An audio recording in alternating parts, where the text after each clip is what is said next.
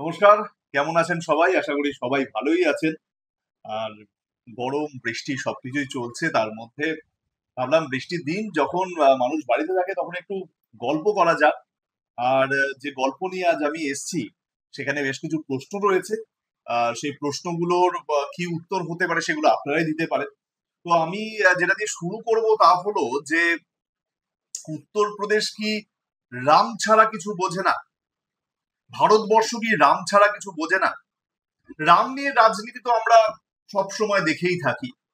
বিভিন্ন যে পলিটিক্যাল পার্টিসরা আছে, বিশেষ করে যারা সেন্ট্রালে বসে থাকে বা যারা বিভিন্ন স্টেট গভর্নমেন্ট গুলো রয়েছে, তারা হামেশাই এই রামকে নিয়ে রাজনীতি করতে একেবারে প্রস্তুত থাকে, সদা প্রস্তুত থাকে।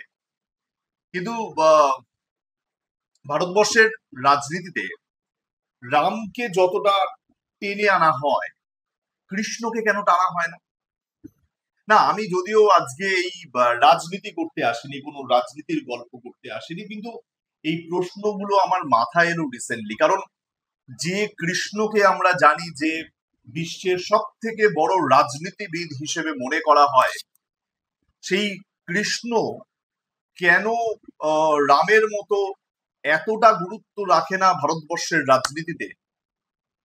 কেন শুধুমাত্র রামকে টানা হয়? এটা কি শুধুমাত্র যে রাম জন্মভূমি নিয়ে যে হিন্দু মুসলিম টানা হিচড়ে ব্যাপারটা ছিল, শুধু কি সেটার জন্যই, নাকি অন্য কোনো কারণ রয়েছে? যাই হোক, সেই প্রশ্নের ভিতর আমি ঢুকছি না, আমার ঢোকার কথাও নয়, কারণ আমি শুধুমাত্র গল্প বলতে এসেছি। তার মধ্যে কিছু কিছু জিনিস মাথার মধ্যে ঘোরে। তো আসলে বর্তমান যে প্রেক্ষাপট, সেই প্রেক্ষাপটে দাঁড়িয়ে এই প্রশ্নগুলো আসাটা খুব স্বাভাবিক। আসলে বিষয়টা কি হয়েছে, আমি রিসেন্টলি হস্তিনাপুর গেছিলাম। তো সেখানে গিয়েই আমার মাথার মধ্যে এই প্রশ্নগুলো এসছে। আসলে আমরা যারা 90s এর কিডস, মানে আমার জন্ম হচ্ছে 87-এ। সো সেই সময় বেসিক্যালি আমরা একেবারে যখন বুঝতে শুরু করেছি, মানে ধরুন এই 95, 96 বা 97 সালের আশেপাশে, সেই সময় আমাদের প্রত্যেকের বাড়িতে তো টিভি থাকতো না। যেখানে টিভি থাকতো সেখানে শুধুমাত্র দূরদর্শন চলতো। আর সেই দূরদর্শনে বিশেষ শো হিসেবে থাকতো হচ্ছে এই রামায়ণ, মহাভারত বা শক্তিমানের মতন যে সমস্ত সিরিয়াল গুলো হতো, যা আমাদের জন্য একটা ফ্যান্টাসি ছিল বলা যেতে পারে। এবং আমরা যারা 90s এর কিডস, তারা আর কি আহ, ভাই বোনদের সঙ্গে, বন্ধু বান্ধবের সঙ্গে সেই সমস্ত ক্যারেক্টার গুলোকে ইমাজিন করে আমরা খেলা করতাম। তো ছোট থেকে এগুলো যেহেতু আমরা দেখে এসেছি, তাই বড় হওয়ার সাথে সাথে আমার মাথার মধ্যে সবসময় থাকতো যে এই সমস্ত জায়গাগুলো আমি ভিজিট করবো কবে, আহ, কবে সেখানে গিয়ে দেখবো যে আদৌ এরকম রাজপ্রাসাদ রয়েছে কিনা, নাকি সমস্তটাই গল্প। তো এই করতে করতে জাস্ট কয়েকদিন আগের কথা। তো সেখানে আমার মানে কর্মসূত্রে আর কি আমি ঘুরতে ঘুরতে উত্তরপ্রদেশে এসেছিলাম। তো সেই জন্যই আমি চলে গেছিলাম হস্তিনাপুর। যে হস্তিনাপুরকে আমরা মহাভারতের জন্য সকলেই জানি, যে হস্তিনাপুরের গুরুত্ব ভারতবর্ষের রাজনীতি হোক, ভারতবর্ষের বর্তমান প্রেক্ষাপট হোক, বা গোটা বিশ্বের বিভিন্ন আহ, ক্ষেত্রে এই হস্তিনাপুরের গুরুত্ব কতটা আছে তা আমরা সকলেই কম বেশি জানি।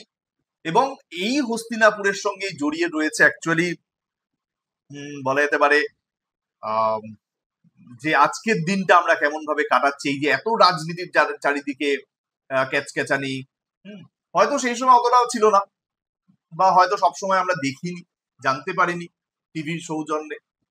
তো যাই হোক, তো আমি গেছিলাম এটাই দেখার জন্য যে সেই ছোটবেলায় যেগুলোকে কল্পনা করতাম সেগুলো আদৌ আছে কিনা। গিয়ে দেখলাম প্রচুর মন্দির রয়েছে, প্রচুর, ছোট বড় মিশিয়ে প্রচুর মন্দির রয়েছে। এবং সেই সমস্ত ভিডিওস গুলো আমরা ইতিমধ্যেই ইউটিউবে বিভিন্ন কন্টেন্ট ক্রিয়েটারদের সৌজন্যে দেখেও নিয়েছি। তো ভাবলাম আমিও যাই, গেলাম, গিয়ে দেখলাম যে হ্যাঁ, আছে তো বটেই, আছে তো বটেই। কিন্তু দুর্ভাগ্যের বিষয় হলো সেই মন্দিরগুলো একটাও মহাভারতের সময় নয়। ভাবছেন পাগলের মতন করছি? আগে না, নিজের চোখে দেখে এসেছি।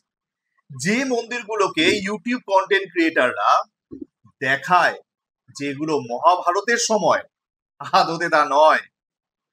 সেগুলো অ্যাকচুয়ালি হচ্ছে জৈনদের, মহাবীর জৈনের যেমন টেম্পল রয়েছে সেখানে, তার পাশাপাশি জৈন সম্প্রদায় বিভিন্ন মন্দির ছোট বড় রয়েছে। এর বাইরে হস্তিনাপুর নামটা ছাড়া কুরু বংশের কোনো অস্তিত্ব এক্সাচ যে হস্তিনাপুর নাকি মানে যার জন্য কুরু বংশ, মহাভারত, কৌরব পাণ্ডব লড়াই, শ্রীকৃষ্ণের বিভিন্ন কাহিনী যে হস্তিনাপুরের সঙ্গে জড়িয়ে, সেই হস্তিনাপুর নামটা ছাড়া আর কিছুই নেই। ভাবতে অবাক লাগে, কষ্ট লাগে, অবশ্যই কষ্ট লাগে। আমার কষ্ট লেগেছে এই কারণেই যে আমি সেগুলোকে দেখে বড় হয়েছি, শুনেছি গল্প অনেক, এবং বর্তমান প্রেক্ষাপটে দাঁড়িয়ে তো অবশ্যই যখন মানুষ প্রতি মুহূর্তে বিভিন্ন রিলিজিয়াস ব্যাপারগুলোকে তুলে আনছে, সেইখানে দাঁড়িয়ে তো অবশ্যই এগুলো আসে। সেখানে দাঁড়িয়ে অবশ্যই এগুলো আসে আরেকটা কারণে যে উত্তরপ্রদেশ সরকার হোক বা সেন্ট্রাল গভর্নমেন্ট হোক, মানে আমি কোনো পার্টিকুলার রাজনৈতিক দল যারা ক্ষমতায় রয়েছে তাদের নাম করছি না, বা অতীতেও যারা ছিলেন তাদের নামও করছি না। প্রশ্নটা হচ্ছে যে শ্রীকৃষ্ণকে কি তারা উত্তরপ্রদেশ বা ভারতবাসী বা ভারত সরকার তারা কি মথুরা বৃন্দাবনের বাইরে বেরোতে দিলেন না? অনেকে অবশ্য বলে থাকেন যে শ্রীকৃষ্ণ মথুরা বৃন্দাবনের বাইরে যান না, মানে যারা বৃন্দাবনবাসী বা সেখানকার মানুষ অনেকেই বলে থাকেন যে তার মধ্যেই থাকেন। সেটা নিয়ে বিতর্ক অনেক রয়েছে, আমি সেই বিতর্কে যেতে চাইছি না। পয়েন্টে আসি। পয়েন্ট হলো এটাই যে আমি হস্তিনাপুর গেলাম, গিয়ে বিভিন্ন যে কন্টেন্ট ক্রিয়েটারদের দ্বারা ভিডিওস গুলো দেখেছিলাম সেগুলোকে দেখলাম, দেখে একেবারে আমার মানে চোখ একেবারে ছানা বড়া হয়ে গেছে একেবারে। কেন? তার কারণ হচ্ছে যে মন্দিরগুলো একটাও মহাভারতের সময় নয়।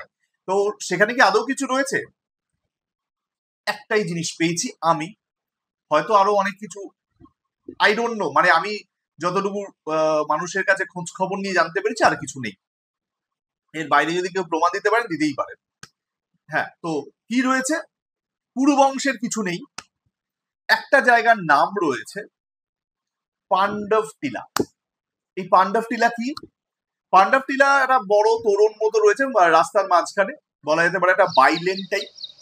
তো সেখানে যখন আমি ঢুকলাম, তার ডান পাশটা সম্পূর্ণভাবে জঙ্গল, ঝিঝি পোকার ডাক, একেবারে নিরিবিলি। মানুষ মানে হয়তো প্রতি 10 মিনিটে একজন দুজন করে আসছে যাচ্ছে ওই রাস্তা দিয়ে। অ্যাকচুয়ালি কেউ থাকে না বললেই চলে। বাঁ পাশটা খালি জমি কিছু রয়েছে, মহাবীর জৈনের মন্দির রয়েছে, দ্যাটস ইট। ওই রাস্তা দিয়ে আমরা হাঁটতে শুরু করলাম।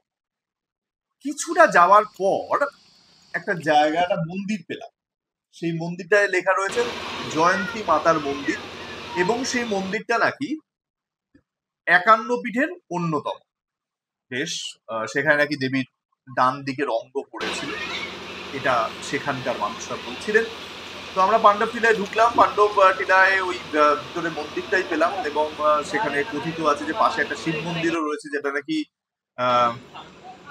দ্বিতীয় পাণ্ডব মানে ভীম, তিনি নাকি ওটা তৈরি প্রতিষ্ঠা করেছিলেন। এর বাইরে অন্তত আমি কিছু পেলাম না। সেখান থেকে মানে একটা অংশে দেখা গেল একটা আবার কিছু ঘন জঙ্গল, সেখানে নাকি মহাভারতের সময় একটা কুয়ো রয়েছে, যে কুয়োতে এখন কিছুই এসাচ নেই। সেই জায়গাটা আপাতত আর্কিওলজিক্যাল সার্ভে অফ ইন্ডিয়া তারা জায়গাটা দেখাশোনা করছেন, এবং বলা হচ্ছে সেই জায়গাটা নাকি সেটা মানে ধরে রাখার একটা ব্যবস্থা করা হচ্ছে। যদিও সেটা আদৌ কতটা সাকসেসফুল হবে সেটা নিয়ে কিন্তু সন্দেহ রয়েছে, কারণ মানুষ দেখলাম একেবারে বলা যেতে পারে যেমন গড়ের মাঠ হয় সেরকম ভাবে ঘুরে বেড়াচ্ছে, মানুষ বসে হয়তো আড্ডা মারছে কিছু। এর বাইরে আর কিছু নেই, এর বাইরে আর কিচ্ছুটি নেই। মানে পুরো যে হস্তিনাপুরকে কেন্দ্র করে এত কিছু ভারতবর্ষের ইতিহাসে ঘটে গেছে, বিশ্ব ইতিহাসে ঘটে গেছে, যে হস্তিনাপুর আমাদেরকে অনেক কিছু শিক্ষা দিয়েছে, সেই হস্তিনাপুর আজ নামটা রয়েছে কিন্তু অস্তিত্ব নেই। কেন নেই? এটা তো শুধুমাত্র সরকার বলতে পারবে, এটা তো শুধুমাত্র তারা বলতে পারবে যারা রাম কৃষ্ণ এদেরকে নিয়ে লড়াই করে। এটা তারাই বলতে পারবে যারা শুধুমাত্র রাম নিয়ে রাজনীতি করেছে, কৃষ্ণ সেখানে জায়গা পায়নি। আবার তারাই এটাই বলতে পারবে যারা সেটাকে ধরে রাখতে পারেনি। সুতরাং অনেক প্রশ্ন রয়েছে। আমি এই গল্পটুকু এই জন্যই বললাম যে আমি খুব হতাশ হয়েছি। হয়তো এখানে কোনো গল্প বলার মতো কিছু ছিল না, হয়তো সমালোচনাই আমি করলাম, কিন্তু এটা শুধুমাত্র এবং শুধুমাত্র আমাকে আঘাত করেনি। আমার মতন যারা 90s এর কিডস, আশা করছি এই ভিডিওটা দেখার পর তারাও আশাহত হবেন। সুতরাং যারা হস্তিনাপুর যাওয়ার প্ল্যান করছিলেন, যারা ভাবছিলেন যে রাম রাজ্য দেখে নিয়েছি, এবার একটু মানে মহাভারতের সময়ের কিছু জায়গা খুঁজে দেখি, তাহলে বলবো হস্তিনাপুর যাবেন না। সেখানে গিয়ে আশাহত ছাড়া আর কিছুই হবেন না। ধন্যবাদ, নমস্কার, দেখা হবে আবার পরের একটি ভিডিওতে।